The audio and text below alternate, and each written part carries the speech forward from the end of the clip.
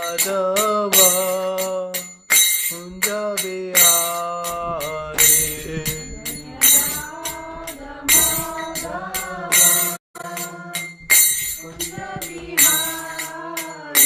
Jaya Radha Madhava Kunja Bihari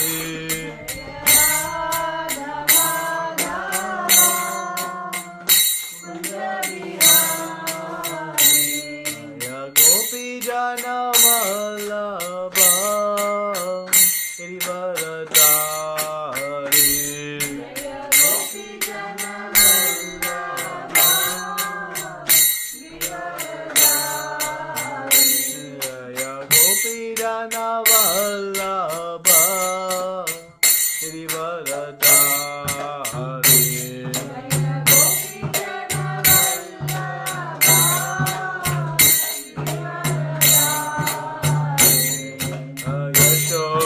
Yashodanandana Braja Jana Ranjana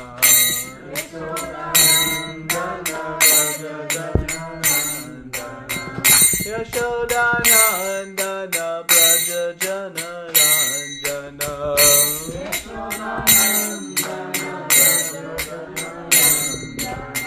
Yamuna Tira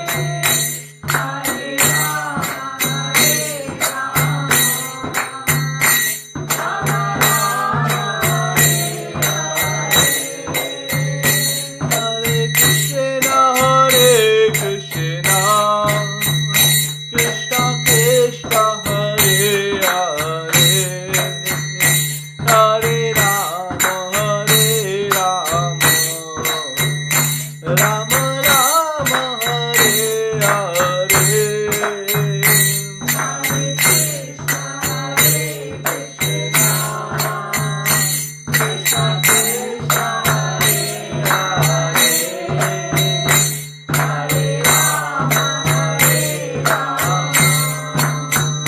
Rama Rama Hare Hare, Hare Krishna Hare Krishna, Krishna Krishna Hare Hare, Hare Rama Hare Rama, Rama Rama Hare Hare, Hare Krishna Hare Krishna, Krishna Krishna Hare Hare, Hare Rama Hare Rama, Rama Rama Hare Hare,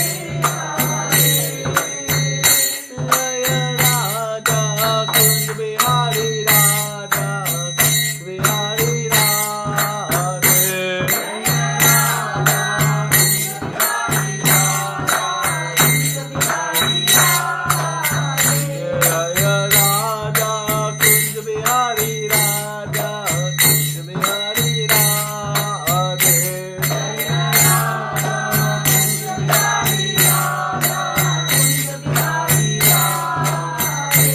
Jaya Jagannatha Jaya Jagannatha Jaya Baladeva Mayi Subhadra, Jaya Jagannatha Jaya Jagannatha Jaya Baladeva Mayi Subhadra, Jaya Srinath Ji Jaya Bala Gopal Jaya Srinath Ji Jaya Giri Govardhan, Jaya Srinath Ji Jaya Bala Gopal Jaya Srinath Ji Jaya Giri Govardhan, Jaya Gauranitai Jaya Gauranitai Jaya Gauranitai Jaya Gauranitai, Jaya Gauranitai Jaya Gauranitai Jaya Gauranitai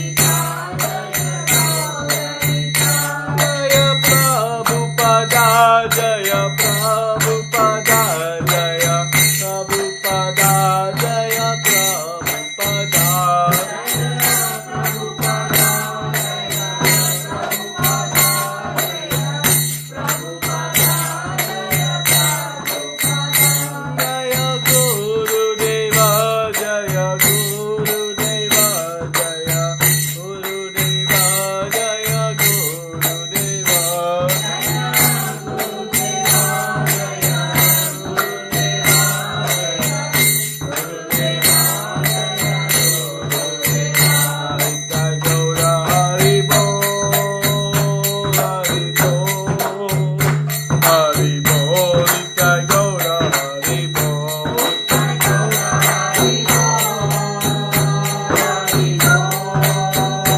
Hari Bol, Nitai Gaura Hari Bol. Jai Harinam Sankirtana ki Jai, Srila Prabhupada ki Jai, Kuti Vaishnavrinda ki Jai.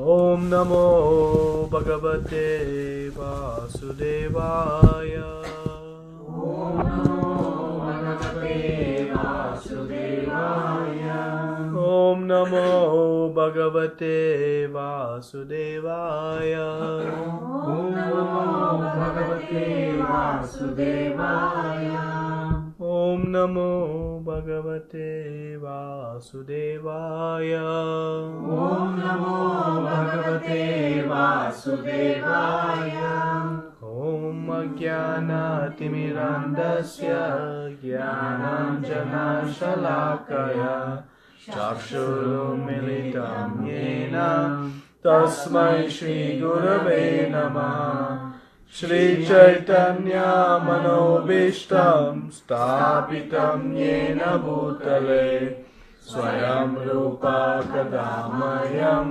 Dadati Swapadantikam Vandeham Shri Guru Shri Yuta Padakamalam Shri Gurun Vaishnavamscha Shri Rupam Sagajatam Sagana Raghunatam Vitam Tam Sadivam Sadvaitam Savadutam Varidana Saitam Krishna Chaitanya Devam Shri Radha Krishna Padan Sagana Lalita Shri Vishakhanvitamscha Hey Krishna Karuna Sindhu Dina Bandho Jagatpate Gopesha Gopika Kanta Radha Kanta Namostute Tapta Kanchana Gaurangi Radhe Vrindavaneshwari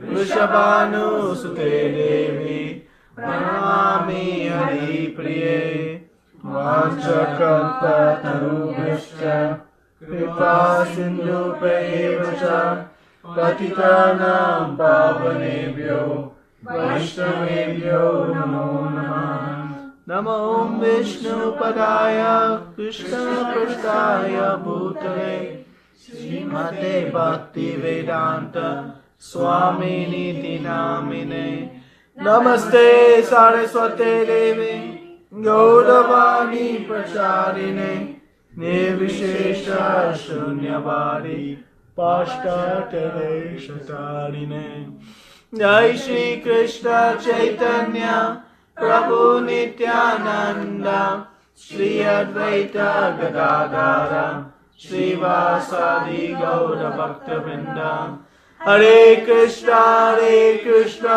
Krishna Krishna, Hare Hare, Hare Rama, Rama Rama, Hare Hare.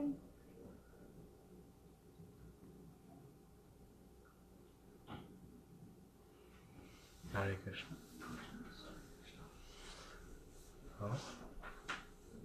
Today we'll continue our study of the third chapter of Bhagavad Gita. So this chapter again is entitled Karma Yoga. And in this chapter we are learning how to do our activity. How to do our activity in a way that makes it yoga. And what is the meaning of yoga?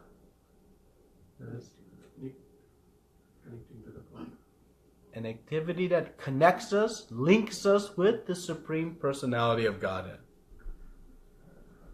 And unfortunately, many definitions of yoga today don't include this core aspect. But it is not yoga until the goal is to link with the Supreme. So just doing some body exercises and some twisting and turning and breathing and different things is only part of a yoga process if the ultimate goal is linking with the Supreme. So Krishna is showing us in this chapter how to do our activities in a way that makes us move forward towards obtaining perfection of life. So Arjuna asked in the beginning of this chapter, shall I be inactive? Does spirituality mean that I should give up my duty, give up my occupation, and abandon all these abominable activities that Krishna suggested he do in the second chapter? And Krishna has explained unequivocally, without a doubt, that by performing your activity, Arjuna, you will become much more situated, you will purify from all of your material desires, and you'll make progress towards perfection of life. So, last week we discussed this very important verse. And what was the conclusion of last week's verse? The 27th verse, and how we should do our activity? We are not the doer. We are not the doer. We are not the material body. We are not the body. And thus, what should we do? How should we do our activity? If we are not the doer, what is the point of Krishna telling us we are not the doer? Is he just trying to make us feel bad? What is the hardest thing for us to do when we perform our activity? Detach from the result. Detaching from the result is not so easy. So Krishna told us last time, the spirit soul bewildered by the influence of the false ego, this ahankara. It leads one to think, I am the doer. I am the enjoyer. I am the proprietor. And so long as I have this understanding, then I will think, I am the owner of the results also. But this conception only exists because we are bewildered by the false ego. Reality is, Krishna is the proprietor. Krishna is the enjoyer. And we are his loving servant. So, the key to detachment is knowing that I am not the doer. The Supreme Lord is the ultimate doer of all things. Sarva karana karanam. He is the cause of all causes. But because we are not the doer, does that excuse us from responsibility then for our actions? Does that mean I didn't do it? If I go and rob a bank, I am not the doer. Tell the police officer, prakrute kriyamanani gunai karmāṇi sarvāṣā ankara vimudatma kartaham iti manyate. I'm not doing. It's the modes of nature. Will that get us out of jail? No. We have responsibility because it is our desire that initiates action. Meaning we desire, and then Krishna sanctions, yes or no, based on our qualification, and then empowers the modes of nature to execute the activity. If I want to move my hand like this, the desire starts here. Krishna says, based on his past actions, is he qualified to move his arm? If so, then the modes of nature will execute the activity of moving. I am not moving the arm. It is the modes of nature only. But because I am the start of all action, based on my desire, I have responsibility for my activities. So we cannot take this verse and think, well, I'm not the doer. I didn't do it. Children do this, right? When something bad happens, I didn't do it. So this is important to understand. So, yeah. I have a question. Yeah. Like, when some responsibility is given, like when we perform that, definitely we have to see the end result, right? Like we have to complete that. So how do we take that? Like, are we attached to that result or? Well, we'll discuss that in this 30th verse actually. Okay. Because there's a reason Krishna speaks the 30th verse. Hold that thought for 1 minute. Okay. It's a very good question. It's the reason we're going to discuss this verse today. So in the 28th verse, immediately following this verse, Krishna explains, one who is in knowledge of the absolute truth, O mighty arm, does not engage himself in sense and sense gratification. Does not engage himself in the senses and sense gratification. Knowing well the difference between work in devotion and the work for fruitive results. So the key here is first we must have knowledge. Knowledge of physics, knowledge of nuclear science, knowledge of the stock market, knowledge of the absolute truth. And who is the absolute truth? Krishna. Which means that Krishna is the absolute truth, so it means I also have an absolute relationship with Krishna, meaning it never changes. It is eternal. It is not conditioned on certain things. Right? So when one knows the absolute truth, that means one knows who is Krishna, who am I and what is my relationship? So if I know who is Krishna and I know who am I and I'm in a relationship, then I know how to perform my activity. I am spirit soul. My spirit soul is part and parcel of Krishna. My role as part is to serve the whole. My soul has an intrinsic nature to serve. No one in society you'll find that is not serving someone. We all have this nature to serve. So the question is not whether to serve or not. It is a question of whom to serve. Serve Krishna, serve myself, serve society, my family, my boss, my dog. Who to serve? That is the question only. But if I have knowledge of the absolute truth, then I know. And I know the difference between work in devotion and work for fruitive results. Work for fruitive results. If I remain attached to the fruits, that means I will receive the reactions for all of my activities. Whatever activity I do, I have to take the reaction, the karmic reaction. And if I have to take the karmic reaction, it means I have to take another body to receive it. Because if I continue doing activities through all my life, some of those activities will create reactions in the future life. And every reaction must be taken. But I cannot give it to somebody else. It is mine.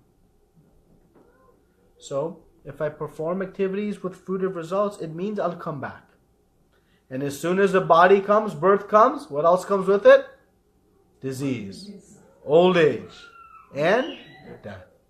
And adhyatmika, adhibhautika, adhideivika. All these miseries are forced whenever you assume a material body. Whether it's a beautiful material body, a less beautiful material body, whatever form it is, it's there. So one who knows that that kind of work leads to the cycle of birth, death, old age, disease. And it's a never-ending cycle. I work, create reactions, and at the end, I have to come back and take those reactions. And throughout that whole next life, I work, create more reactions, and at the end, I have to come back and take those reactions, and that cycle continues. But one knows the difference. Working in devotion means I do activity, but no reaction. No reaction. I work, but I'm working in devotion. And we'll speak about what that means in this verse that we'll discuss today. So this is the other understanding. So the soul bewildered by the false ego thinks, I'm the doer. But one who has knowledge of the absolute knows what is good work and what is bad work. And the good and bad based on what will bring us eternal peace and happiness.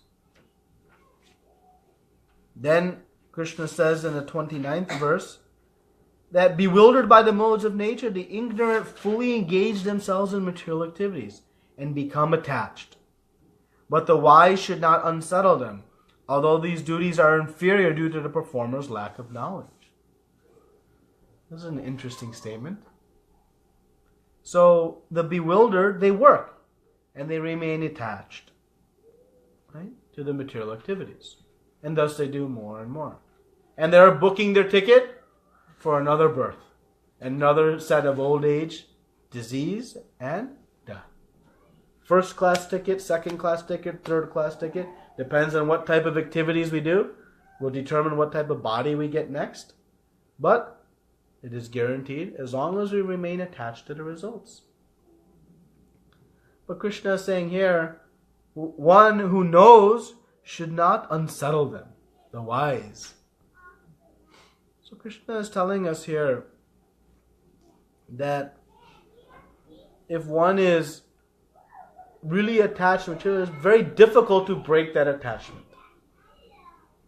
So our time is very, very precious.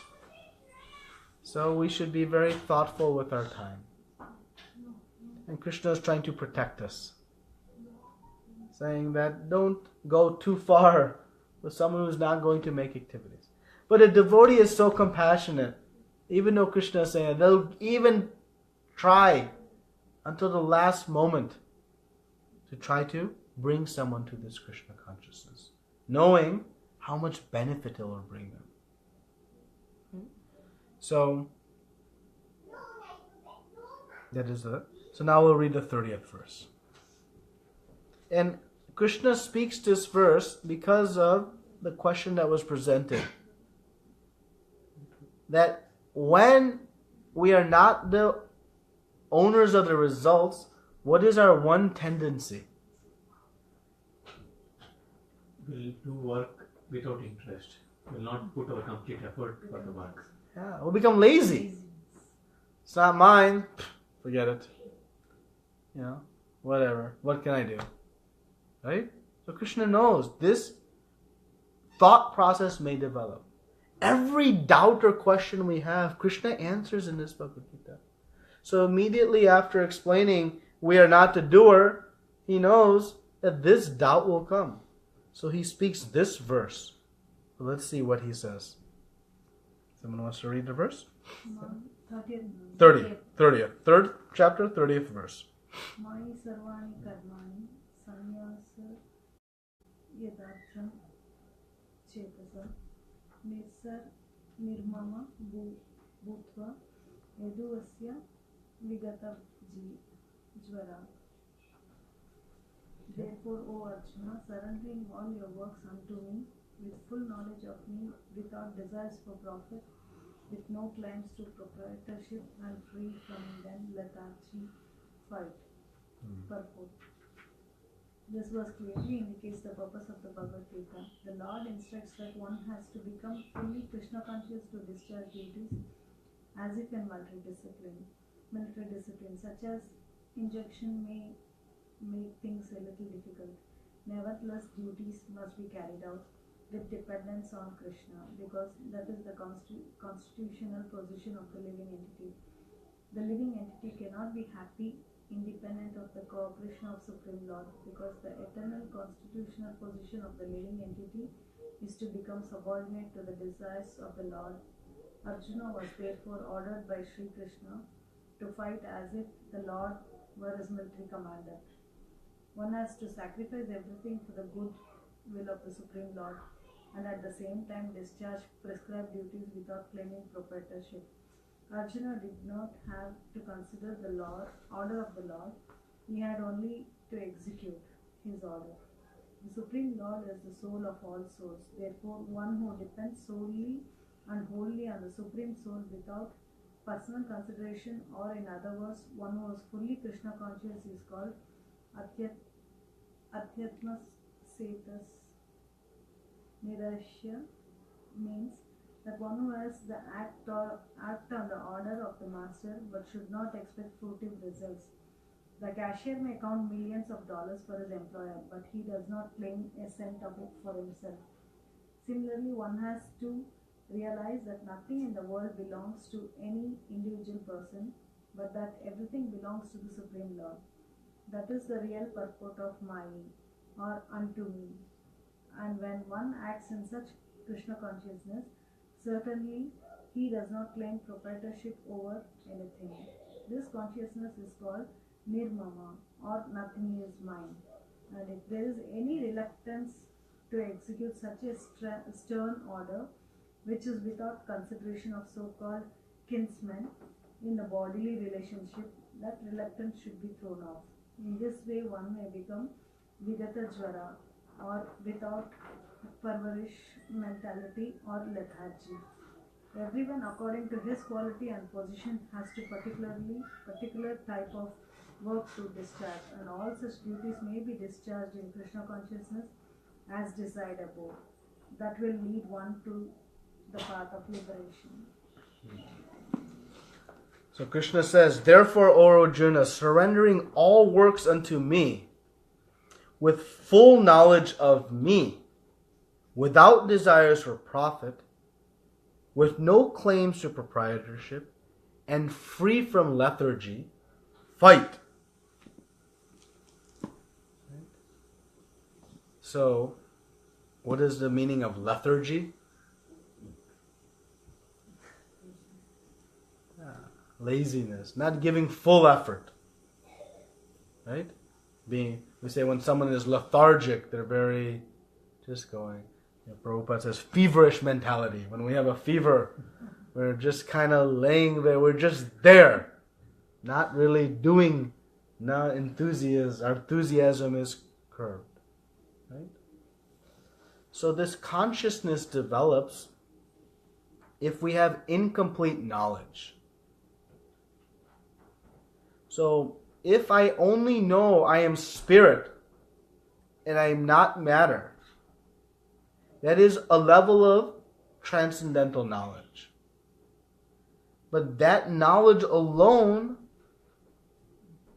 will not make me active. What it will make me do?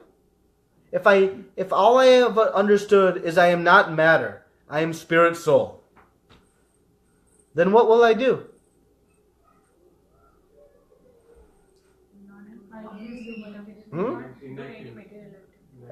I'll just avoid matter.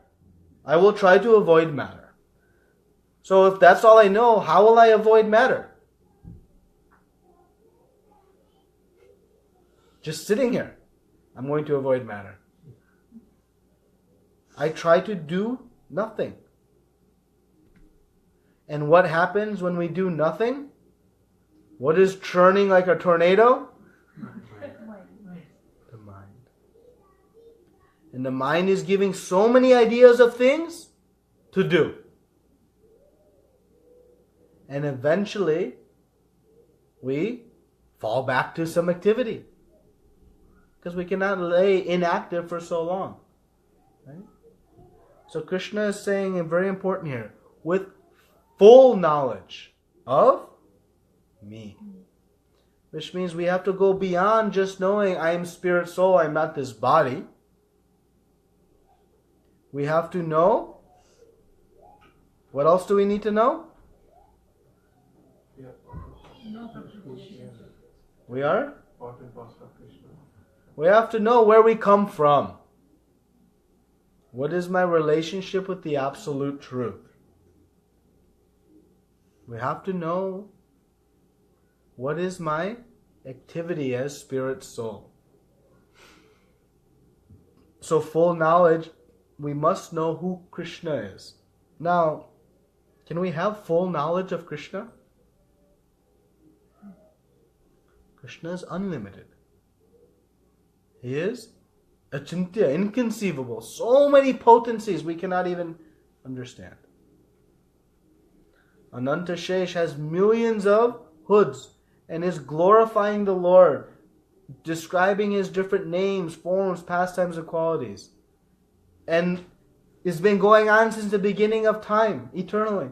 And still, just one small, tiny fraction has been covered. So full knowledge means that we understand the construct of our relationship with Krishna. It is not that we know Krishna Himself in complete form. Because a limited soul can never understand fully the unlimited. Right? So, full knowledge is important. So we have to go beyond just I'm not this body, I'm spirit soul, but we have to understand what is my relationship, what is my eternal occupation, my sanatana dharma, what is the activity which will give me peace and happiness. Right? It's like when we were younger and we were selecting a career, we were trying to figure out what career will make me the most money and make me the least bored. Right? What am I good at? What are my skills? We try to assess. So on the eternal platform, we have to figure out what is that my spirit soul is meant to be engaged in. What type of activity? And when we figure it out, we have full knowledge. Okay, so let's start at the very beginning now. And we'll build our way to why we should not become lethargic or lazy, even though we are not the owners of the results. Because that is a very common, what will be my motivation? I go to the office because the paycheck is coming. Right? That is my motivation. So we'll see how to flip that mentality and actually become more motivated. So Prabhupada opens this purport with, this verse indicates the purpose of the Bhagavad Gita. So what is the purpose of the Bhagavad Gita? What is the ultimate conclusion Krishna wants Arjuna to come to? To know who is Krishna. That's okay. That's the prerequisite. To do his duties. He wants him to do his duties, but what is the ultimate conclusion? Surrender. Surrender to Krishna. Right? He's going to say, Sarva dharmam prityaja mamekam sharanam vraja. You surrender only to me. You abandon all other dharma, all other occupations, all other duties. You give them all up and you surrender unto me. And why Krishna is saying that? What is Krishna's goal in speaking to Arjuna? To make him happy. To make who happy? Himself or Arjuna? Arjuna.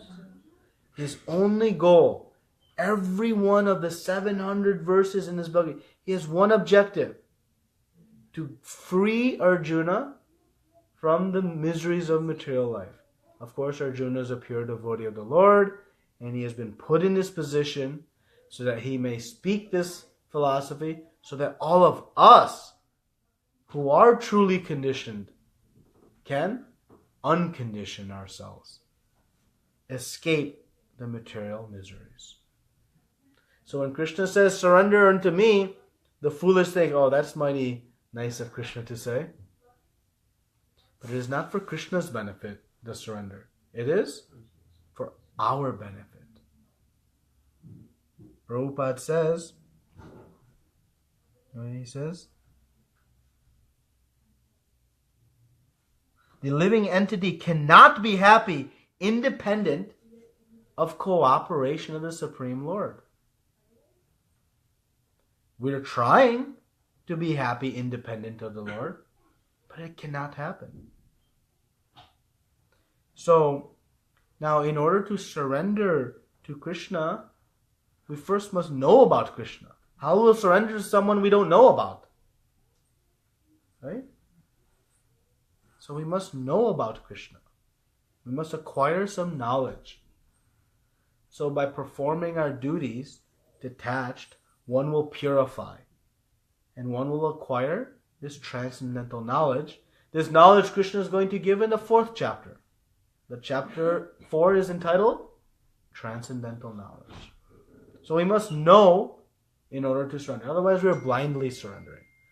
So Krishna's indirectly, but importantly explaining here, we must go beyond just I am spirit, I am not this body, but we must know I am part and parcel of the Supreme Lord.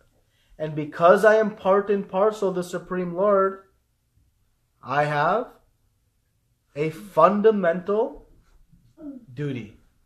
The nature of my soul is to serve the whole. As soon as I return the spirit soul into its constitutional position, one finds happiness. But if you do not, you'll never find it. It's like the fish out of water. The fish, you bring it to the beautiful beach, nice chair, give it nice fanning, beautiful jewels, tasty drinks, nice music to hear. Whatever you do, it'll be flickering, twitching. Why? Because it's out of its natural environment. What is the natural environment of the fish? Being in water. As soon as you return the fish to water, it finds its peace again. So what is the natural environment of our soul? It is to be in transcendental relationship with Krishna, which is a relationship of servant-master. That is an eternal, absolute truth. It doesn't change. So, if I am working outside of this truth, thinking I can be independent, what happiness I can find? The same kind of happiness that a fish can find out of water. No matter how much intelligence and effort you'd put, nothing will work. Nothing will work. So Krishna is saying, surrender all your works to me, knowing me to be the master and you to be the servant. Now, as soon as we hear this, what is our immediate reaction? We're in bliss? Ready to go? Sign me up? We fear. Oh, if I have to become servant, I have to labor, sweating hard. Because we relate to our servant relationships in the material world. Service, mostly in the material world, is one of exploitation. The master exploits the servant. But as everything in the material world is a perverted reflection of the spiritual world, this service relationship exists in its pure form in the spiritual world. And that pure form of service with master is one of love. And we have some experiences of that. If we want to if we want to show our love to our parents, our elders, we render some service to them. That service is an expression of love. We don't fear exploitation. We don't fear being taken advantage of. And actually it provides a nice, soothing reciprocation in the heart. So we have some glimpses of it. But pure service exists in the spiritual world.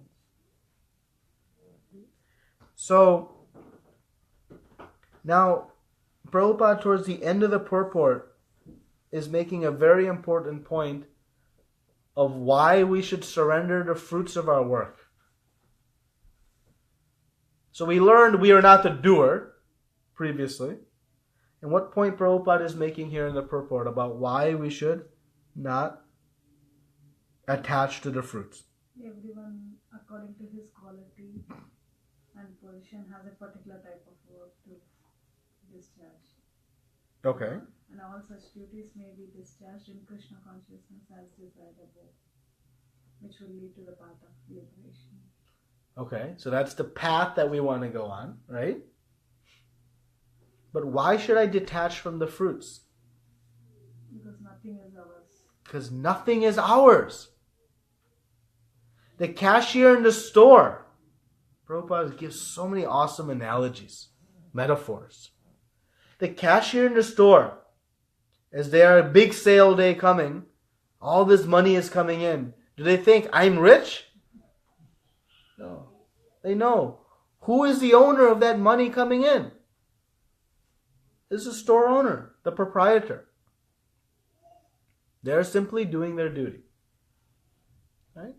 So, the consciousness here is that whatever we're creating in this world, whatever results are coming, who is the real proprietor? It's Krishna.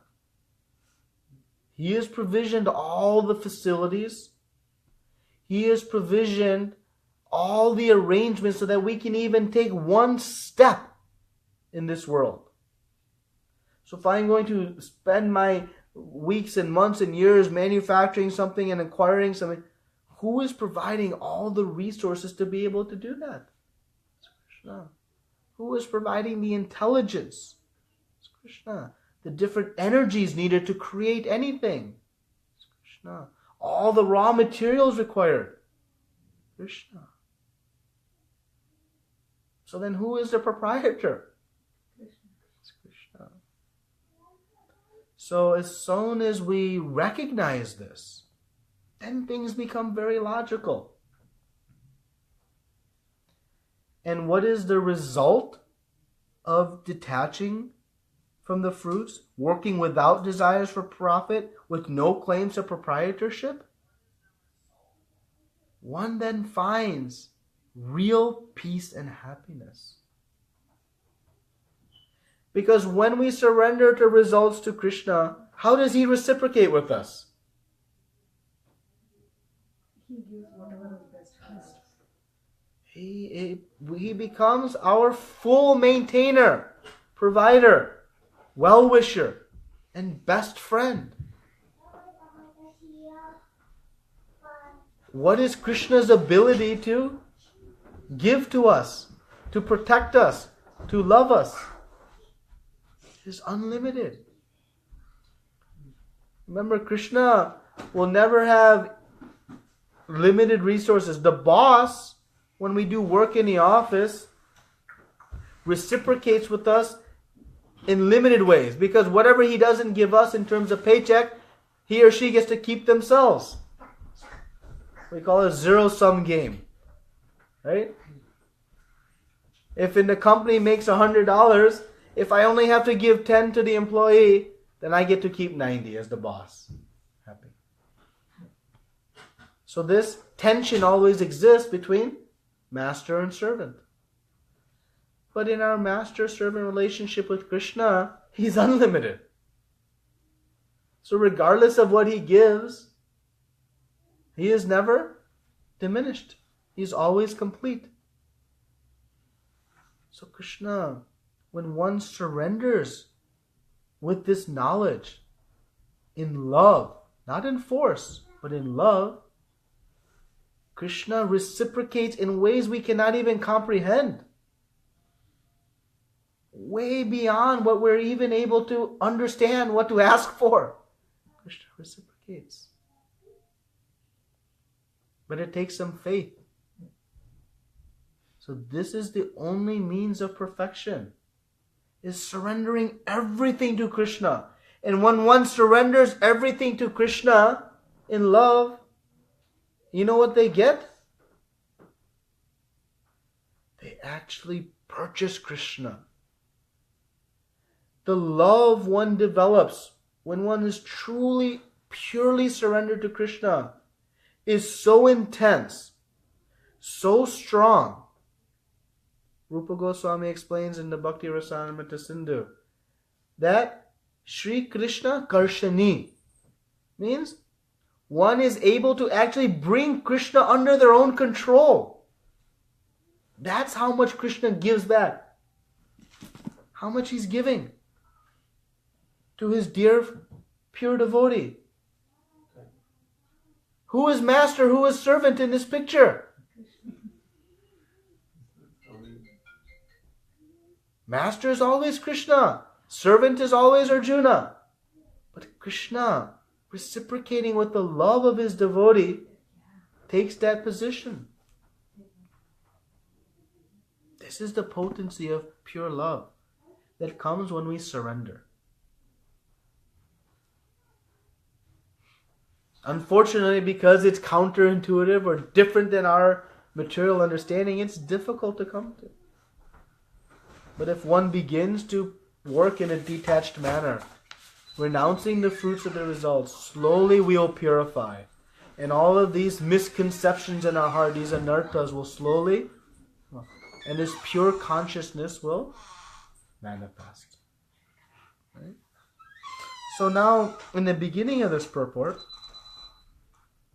Prabhupada talks about how what one's mood should be. What is the mood of surrender? Let me ask the question differently. Why should Arjuna fight the war? Those of you who have asked me the question, heard me ask, we can hold that.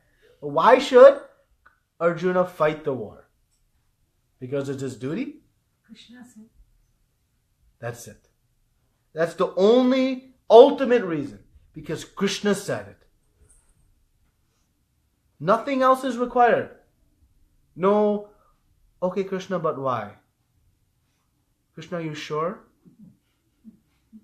Have you thought about this angle? Bhishma Pita is there. Are you sure? I'll get No. Surrender is, Krishna said it, I'll do it. No questions asked. And with great faith. Great faith that Krishna, Suradam Sarva Bhutanam, He is my ultimate well-wisher. He would never give me an instruction that will not lead to my perfection. He'll never make a mistake and not see all angles of analysis before giving instruction. He'll never not know what my ability is to even perform that instruction. He is perfect. He is perfect in our love for us. He is perfect in His ability to decide what is best for us. So, with faith, the devotee surrenders. Krishna said it. It must be best. Mind will give 17 reasons why it's not best. But following the heart, saying, no, Krishna is my best friend. He'll never give me bad influence. Do it. When mother serves a dish of food to child, does child ask, was this cooked fully? It didn't drop on the floor, no contaminants are there? Does it do any investigation or analysis? No. Has faith. Mother will only give what is good. So surrender. When Krishna says, surrendering your works unto me, it means working exclusively, 100% under the instruction of Krishna. Not only when it's convenient, not when I have a nice health, or when I'm in distress, or when I'm in happiness. No, unconditionally. And one can come to the point of surrendering to the instructions of Krishna when one knows Krishna is my best friend. He is my well-wisher. I am part and parcel of Him. He is my master. So it takes knowledge that I am not the proprietor. Oh, my desire to be proprietor is what's leading to my frustration. Because I'm trying to claim ownership to something I can never claim ownership to. I'll be frustrated. I'm like that fish out of water. So as soon as one understands I am part and parcel of Krishna, again, having knowledge I am not this body, I'm spirit soul, is only part of the equation. That'll only take us to abstain from matter. But it will not bring us to engage in active devotional service. That takes knowledge of Krishna. So that's why Krishna says, with full knowledge of me. So you see, all these parts are required to understand how to go. So now, let's get to the crux of the question, which is, if I am not the doer, then what is my motivation to do any activities? If I can't enjoy the results, why do it? Right? That is a very natural disposition.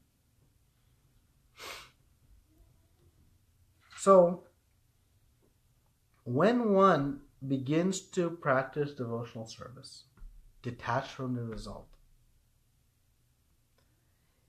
one begins to experience that it is the service that yields, that gives one the happiness and pleasure. The result is Krishna's.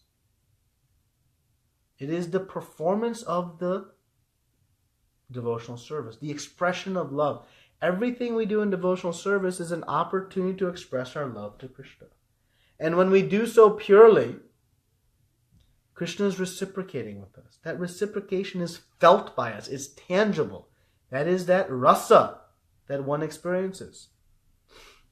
Right? This rasa is the taste that gives us the impetus, the desire to then render service. If there was no reciprocation, why we wouldn't serve? There has to be some impetus. Right? It's amazing. You see in modern world, there is so much loving relationship between man and woman and their dog. Because when the man or woman comes home, the dog reciprocates. It jumps up and down, is happy to see them, licks them, and plays with them. There is a reciprocation. But our consciousness has fallen so much that becomes the ultimate reciprocation we are looking for. But there's such a higher level of reciprocation available in relationship with Krishna. So, when one experiences that, then one finds that the service itself is my motivating factor. Every moment I have is an opportunity to render devotional service to Krishna. Whether the fruit comes or whether the fruit does not come, that is not my consideration. That is Krishna's consideration. If he wants it, it will come. And if he doesn't want it, it won't come. In either case, it's perfection. Because it's what Krishna wants. It's what Krishna wants. He is the supreme controller. So, how not to become lethargic, how to be enthusiastic, is one realizes that everything we have around us, everything that we can utilize, is an opportunity to use it in the service of Krishna. So, one who thinks I am not this body, I am spirit soul, they try to withdraw from matter and become inactive. But one who has knowledge says, wait a minute, all of this matter, who is it coming from? Who is the proprietor? So then, how shall I use it? For Krishna. So a devotee sees everything in the material world as an opportunity to use it in Krishna's service.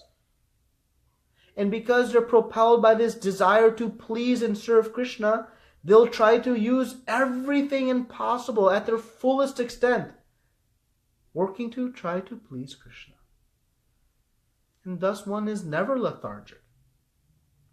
One will endeavor to the ends of the universe to please the Lord. Mother Yashoda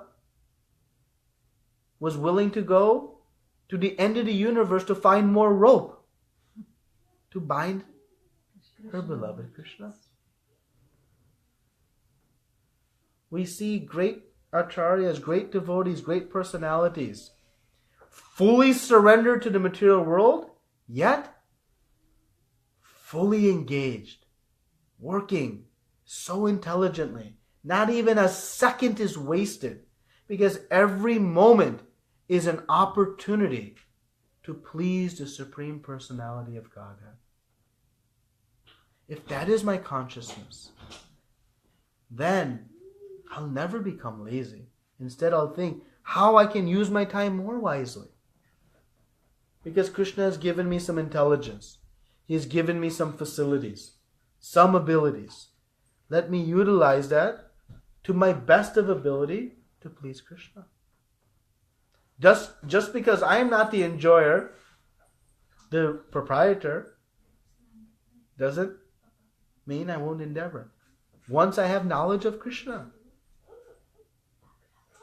If we see great personality, Maharaj Ambarish in Srimad Bhagavatam, the pastime of Maharaj Ambarish is discussed.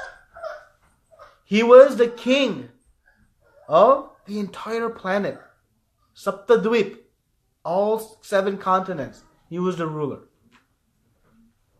How much work it takes to rule the whole world? A little bit of effort? Big, big responsibility. Yet he was fully detached. He had no attachment to his position as ruler of the world.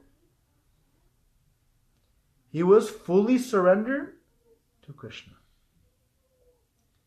He had no desire for position, for the unlimited wealth, the unlimited power, fame, all the things that came with that position. He had no desire. So was he just sleeping in his palace, ignoring his duties? He used his position to transform his entire kingdom into devotees of the Lord. He worked so hard.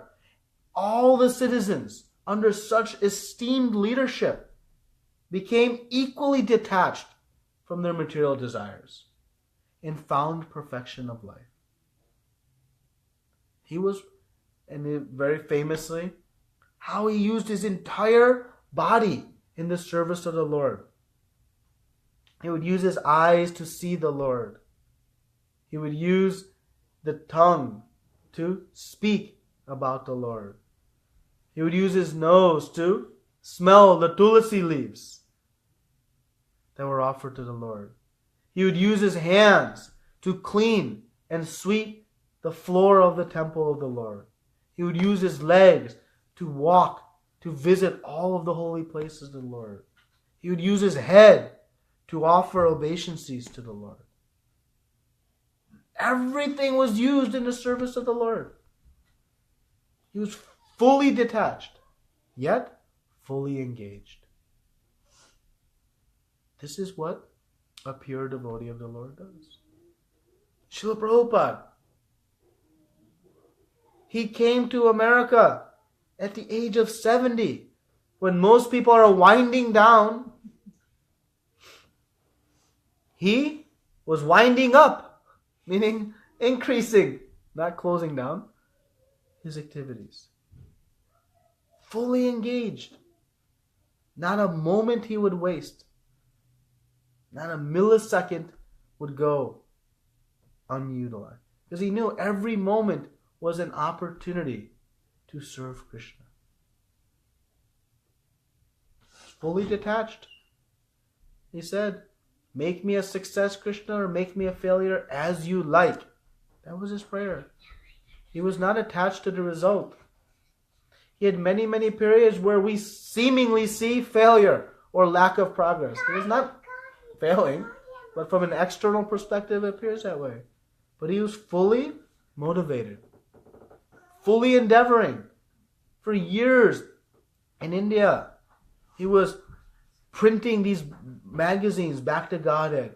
He would go and buy the paper, carry the paper to the print shop. He would sit at the printers and watch them print, do the final editing.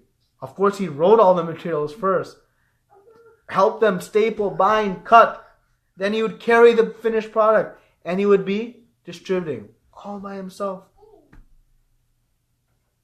Sometimes no one would buy. Sometimes one or two would go. Fully enthused. Because he was detached from the result. He was fully attached in service to his Guru. So this is the mood that a pure devotee takes. Free from lethargy. Just because we are not the doer doesn't mean we should not be extremely enthusiastic. And what should be our motivating force? What should be the source of our enthusiasm? Every moment is an opportunity to render service to our eternal Father, our ever well-wishing, most loving, supreme personality of Godhead. Every moment. As Chanaka Pandit says, with the world's wealth, you cannot buy even a lost second. You cannot buy time with the wealth of the world. So one who comes to this consciousness utilizes their time to perfection.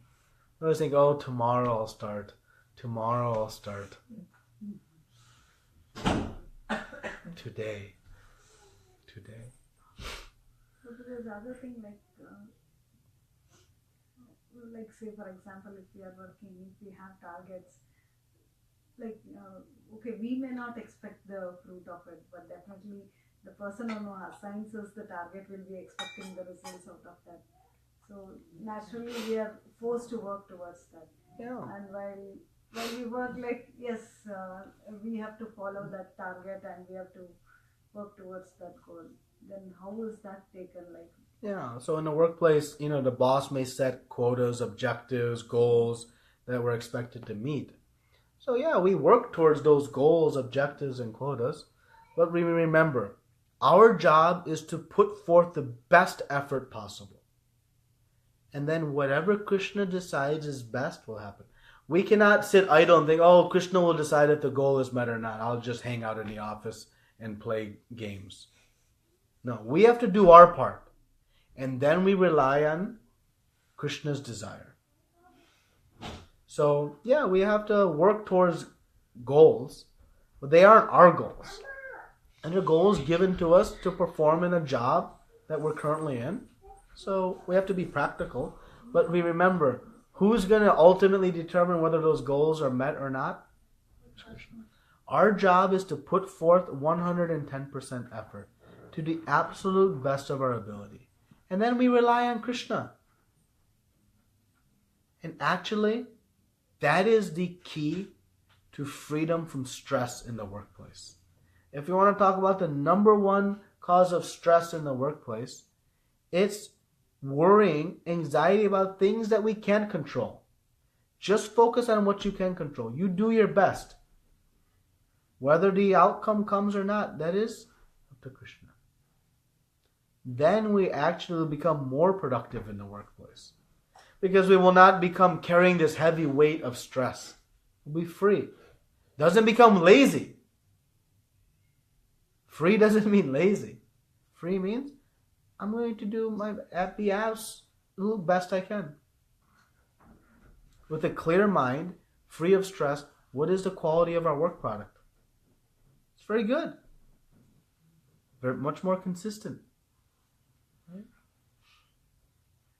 So actually detaching from the result will make us more successful in the office. It'll make us more successful. Again, but we have to have full knowledge.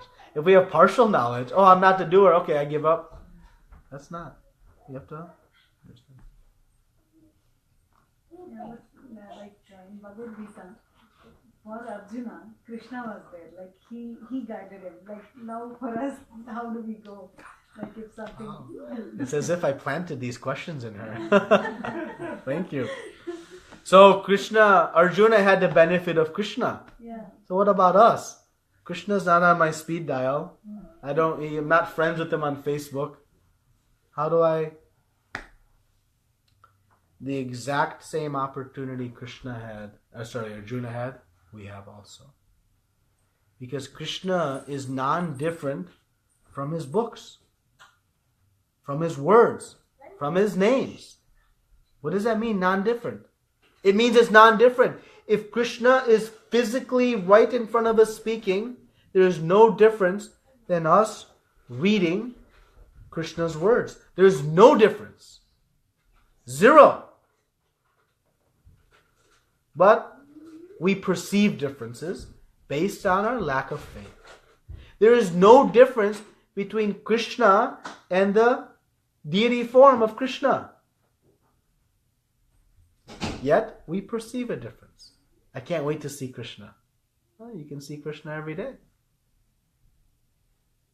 Okay, so we have the same opportunity. And Krishna's message, his words, are being delivered to us by very special postmen. Who is? Guru. Guru is bringing directly from Krishna the message of this. So Arjuna had Guru, and we also may have Guru if our heart desires. And that's why Krishna says, Ivam padam para praptam imam rajasa viduhu sakala neha mahata yoga nashta padantapa. All this knowledge I've passed down through parampara, so that everyone will have the same opportunity that Arjuna had, non-different. And thus he'll say later in that 4th chapter, Tadvidi paripatena pariprashnena sevaya upakdekshantyate ganam jnananas tattva darshinaha. One must approach a spiritual master and inquire from him and render service submissively.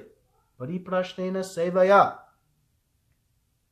And they will impart the truth upon you because Jnanava Tattva Darshinaha. They've had darshan, they've seen the truth. They'll share it with us as well. So that is how we'll have the exact same opportunity. Non-different. Any perception of difference is still our developing faith. It's okay? Nice questions. Any other questions? I have. So, I was just thinking, Arjuna is a pure devotee of Krishna, but why it took long time for him, just this entire 18 chapters, after this Krishna reciting him, he surrendered to Krishna. So for such a pure devotee, it took that much time and effort to surrender to Krishna. Then I am thinking about us, how much Bhagavad Gita is required for us to. Well, so the question is, if it took Arjuna this whole Bhagavad Gita to surrender, how long it'll take us? Well, I'll answer that in two ways. One, so on December 3rd, we'll have Gita Jayanti. And so you'll be able to test this. How long it took Krishna to speak Bhagavad Gita to Arjuna? 45 minutes? Under 2 hours. I've seen a couple different numbers. So he surrendered. How long we have been sitting here? 1 hour and 15 minutes. So it didn't take long at all. And he was ready to surrender. But also remember, Arjuna is a pure devotee eternally. He was put into this position so that Krishna may speak. So Arjuna played a role in the drama. He was not bewildered. We think he did not know I am spirit, soul, I am not this body? He was an intimate associate with Krishna. He had all this knowledge. He was already surrendered. But in order for Krishna to be able to speak this in a setting that would draw our attention in this most epic battle, at the climax point of that battle, right in the middle of the two armies, Krishna said, time out. Now let's have a discussion. So that we would listen. So he was a pure soul. Let us not confuse. It's a good question because sometimes I think. So, but to take the question further, how long will it take us to purify? That is up to us. It is up to us and the mercy of Krishna. We have to endeavor. We have to be very enthusiastic. Rupa Goswami, I think I was talking about this verse on Sunday. Utsahan nischaya dharya. We have to be utsahan, very enthusiastic, which means to endeavor with intelligence. Not just running around doing whatever, but intelligently, based on Scripture, based on what is recommended. So, our purification is based, just like anything. How long will it take me to become an expert, pianist? But remember one thing. Unlike me becoming an expert pianist, maybe I don't have the potential to be an expert pianist, right? Or if my desire is to be an expert cricket star or baseball player, I can say I don't have the body for it. I don't have the natural ability to be a star cricket player, right? No matter how much I practice, right? That logic. Pure devotion is sitting right here in our heart. We had it once. If I had it once, then certainly I can get it back again. If I used to be great at something and I temporarily forgotten, then yeah, surely I can get it back. So it is not unachievable. It is not some far-reaching. It is a very high platform to reach pure devotional service. But bhakti is so potent. The process of devotional service is so potent that Krishna says, I am quickly the deliverer of you. He said, I'll do it quickly. But how quickly is based on how much we put into it. Yetha mam prapadyante tam sataiva bhajamyaham. Krishna says, to the degree of the surrender of my devotee, I surrender back. Actually, he says, I worship back. That's beyond their level of comprehension. But what we put into it, so it's in our hands. It's no one else. And it will happen. Because we had it before. It's there sitting in our heart. It's right there. We just have to go get it. And how do we go get it? We follow the instructions that are given in the scriptures. We follow. It's precisely given. The formulas are there. They're so exacting. Just follow them and it will happen. It's okay? Prabhu, is the soul is inactive until an individual is getting into bhakti consciousness or Krishna consciousness? Inactive? No, the soul is always active. It may be active in material affairs, may be pulled into material affairs, it may be pulled into spiritual affairs. But the soul is a passenger on the chariot, sitting behind the senses, the mind, and the intelligence. Yeah. Because the nature of the soul is to be inactive. Whenever we try to be, the nature of the soul is to be active. So if we try to be inactive, it's a temporary suppression. It's like a spring. If you push a spring down, it's compressed. But that's not the nature of the spring to be compressed. As soon as you let go, bam. Similarly, we can try to compress the activities of the soul and become inactive. But it's just waiting to... Question? Here is a question, Prabhuji. From Sachin Mittal. How do deal with the working environment which is production based? The more you do, more you make. How to dovetail that work for Krishna without getting attached to the fruit, if one say? Very nice question. Thank you. So how to work enthusiastically with maybe desires for additional profit, but then not become attached. So the motivation for our great work in the office should be, that if more results come, the more opportunity I have to serve Krishna. If a bigger paycheck comes, then I can buy more books and distribute them on the street. If more paycheck comes, I can help build another temple. If more paycheck comes, I can help invite devotees into my home and feed them prasadam. So, the motivation for the additional paycheck is for service of Krishna. But we have to be careful that we should not become so obsessed that we should depend on Krishna to manifest it or not. If it doesn't come, okay, Krishna must have some other plan. So we should become the best in our jobs. We should become the top positions in companies, no problem.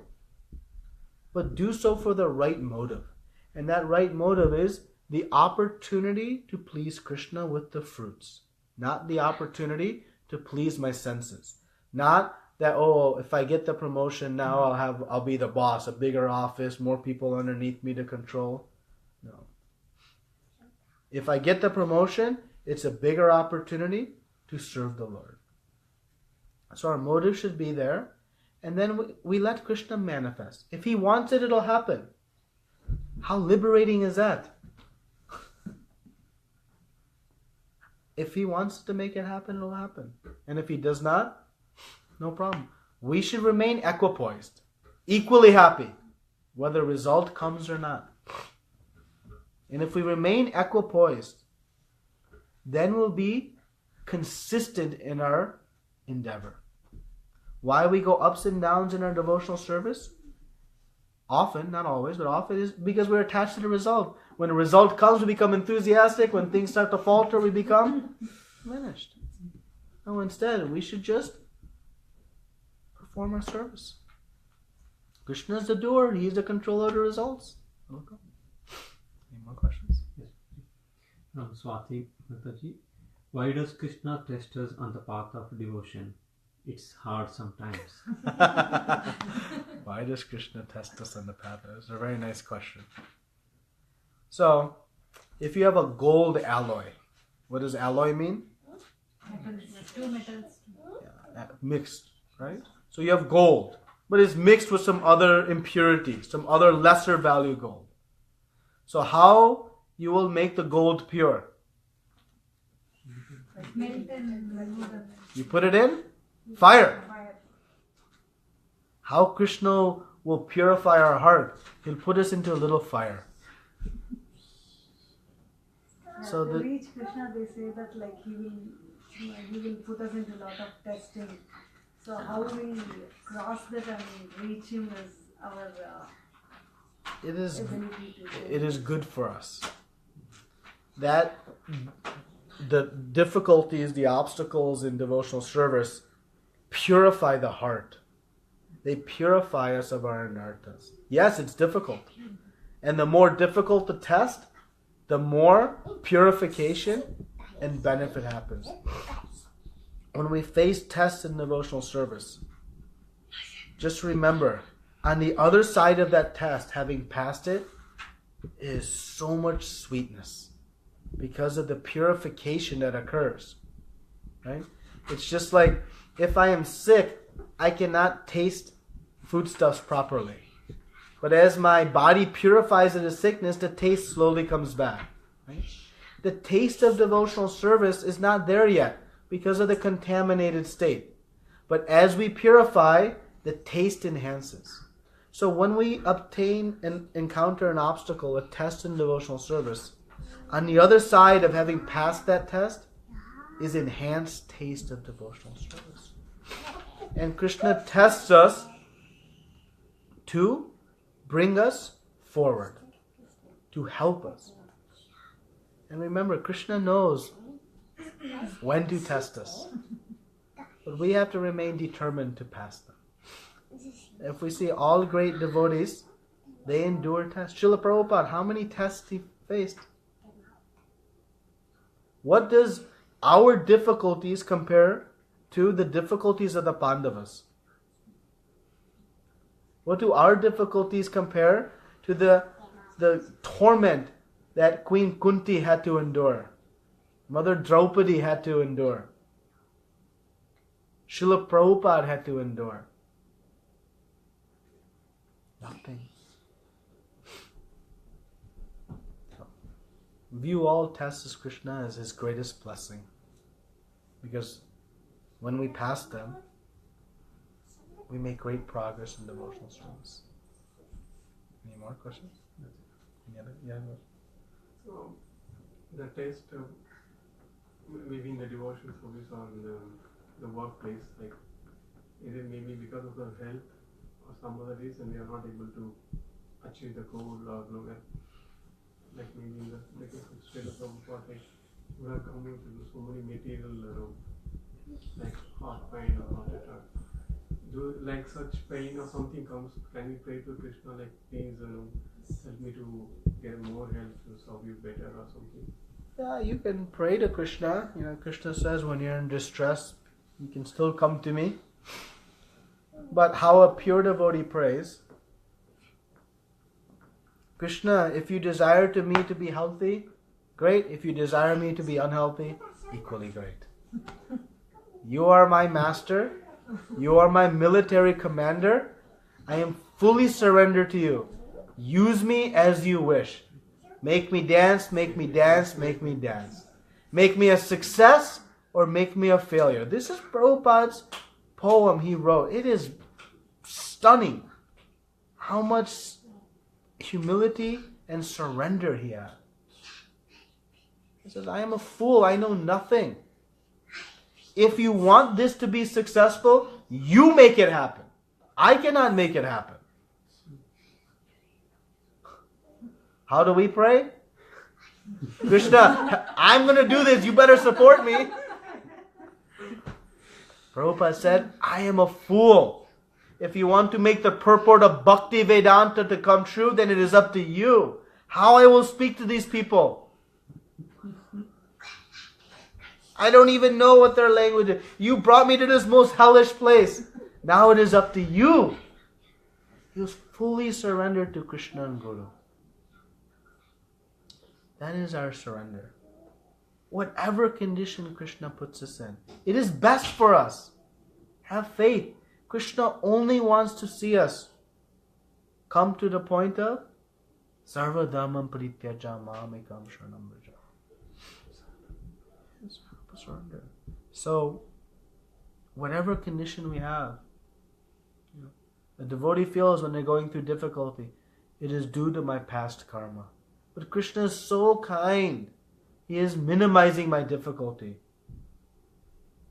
I deserve so much more. But He is minimizing my difficulty. When something good comes, that is Krishna's doing. I had nothing to do with it. Bad comes, I did it, and Krishna is minimizing. Good comes, that is Krishna's doing. Our mentality is exact opposite. Good comes, I did it. Bad comes, Krishna did it. Yeah. The verse 29 says that the bewildered by the mode of material nature, like whatever we do, it's based on our past karma, and Krishna sanctions the material mode of material and perform this activity. So, like after we surrender to Krishna, again we depend on the mode of nature, or how the action will be performed. No, mamchayo vibacharena bhakti yogena sevata sagunan sabitityatyan brahma bhuya kalpate. He says that you come and become my devotee and you transcend the modes of nature. You get beyond them, get above them. Now the modes of nature are not affecting us. Actually, Krishna will speak this in the next verse, I believe. Yes. What is the result of working in this way? Surrendering the fruits to Krishna, no claims of proprietorship without lethargy. In the next verse, Krishna explains, one becomes free from the bondage of fruitive action. Means free from the modes of material nature. So that is the thing. One doesn't work through the modes, one becomes transcendental to the modes. Our goal is to get beyond the modes of nature. Bhakti starts beyond the modes of nature. Prabhu, it's in my experience of my at this stage, we've been told different demigods. Okay, if you go and pray this demigod, you get this education or health will be. Never in my life that they have told me that you go and pray Krishna, that you will get this. I've not experienced from my parents who have told this to me. So, is there, though it's not right to ask, is there, we know that it's best that He's giving it to us. Is it something that is there, okay, if you serve Krishna, is this what you get? Is there anything like that? Or no, I'm just trying to understand. Yeah. Krishna can give us the best of what can be gotten. Education's nice, but how long that will last you? 50, 60, 70, 80, 100 years maximum. A nice spouse is nice. Nice children is nice. Wealth is nice. All of that, how long it'll last you? How long it'll last? Some limited. And with that, will you find perfection of life? Peace and happiness? We think we will. But, no. So what is it that Krishna can give? Krishna prema. Love of God. How long that will last you? And what is the result of Krishna prema? Pure bliss and happiness. Intense bliss and happiness. Why you want anything from anyone we have, any devata we pray to? What do we want?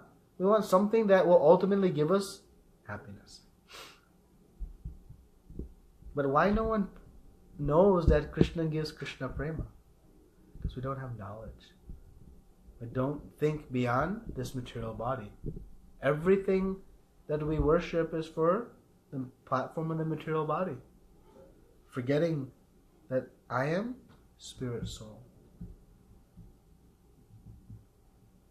Am I going to work to enhance the car or enhance the driver? Am I going to endeavor to enhance my body or enhance the position of my soul? That is a question. That was kept as a secret. Hmm? That Krishna Prema was kept as a secret. It was And until Chaitanya Mahaprabhu. until Chaitanya Mahaprabhu came and he broke the secret. He was the ultimate rumor mill churner. He told everyone, just chant. That's why he's the Namo Mahavadanaya, the most magnificent, most magnanimous. Because he was giving Krishna Prema, which has incalculable value to anyone who would take to the process of chanting the holy names. That's it. But it is a confidential topic. And that is why Krishna will tell us in the 9th chapter. What's the title of the 9th chapter?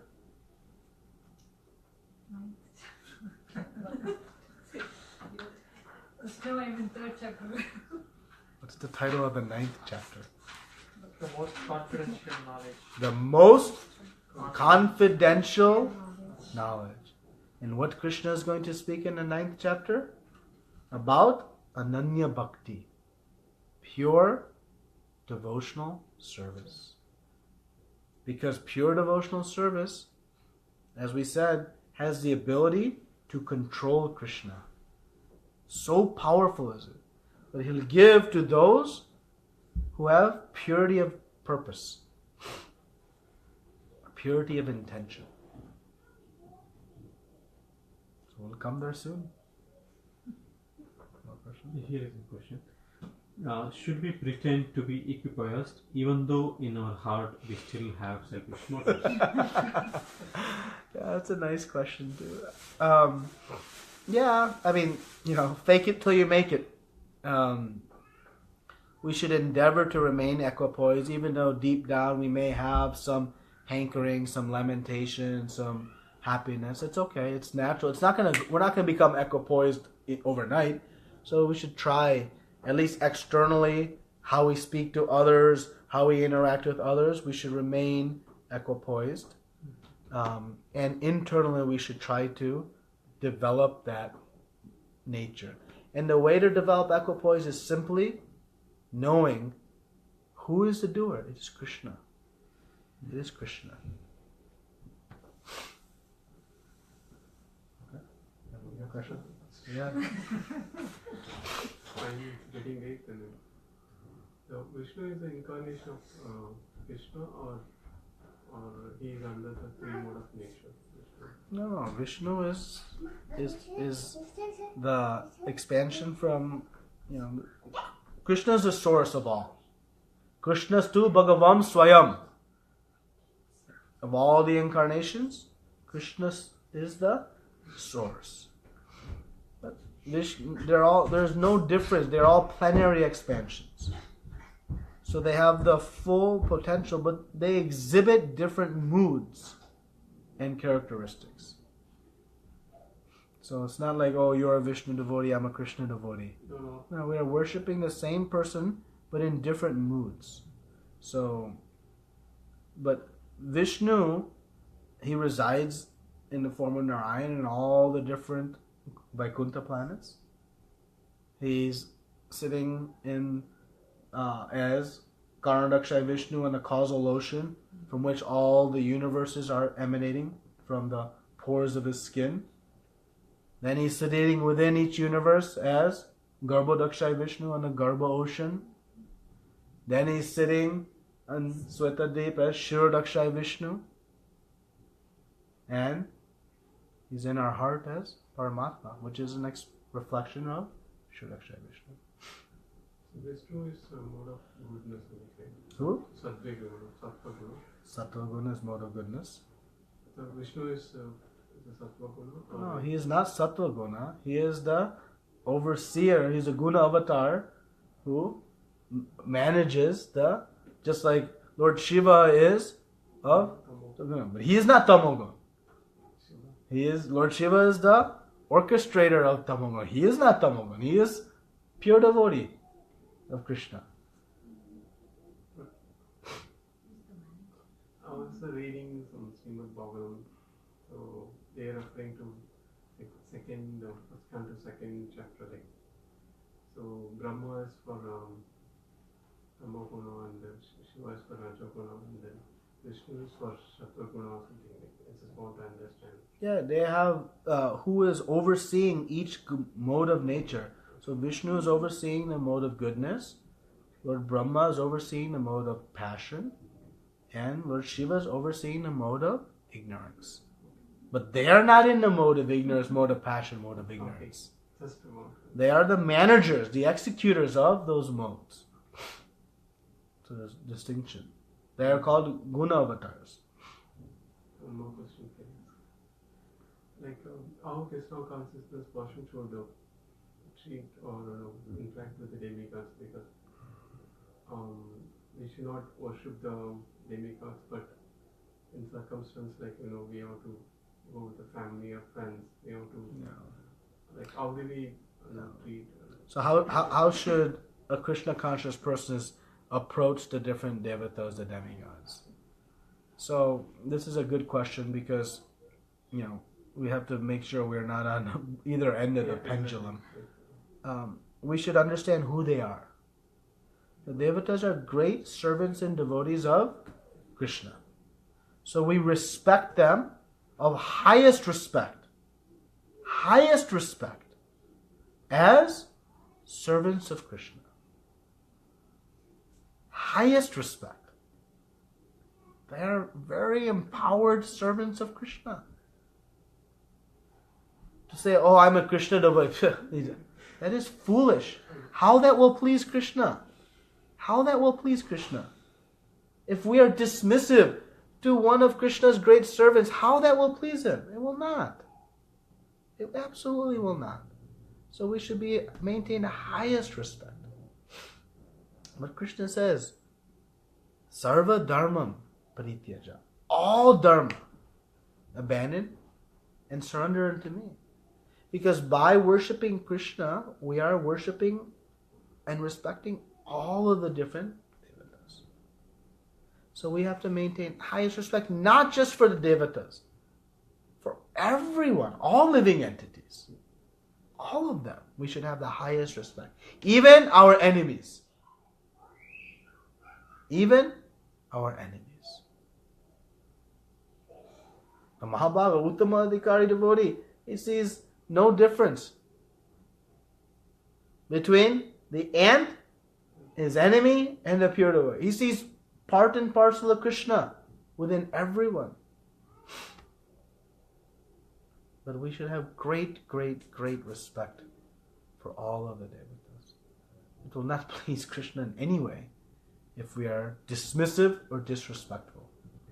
But our worship is worshipping Krishna. And when we go to the temple of the devatas, we go and we appreciate their service to Krishna. We have family traditions, we can go. And we offer obeisances, pranam. We say, I'm not bowing down. That is foolish. No, we should offer a pranam. But offer a pranams as respecting and appreciating their service to Krishna. It's okay? Thank you. Anything else? Okay.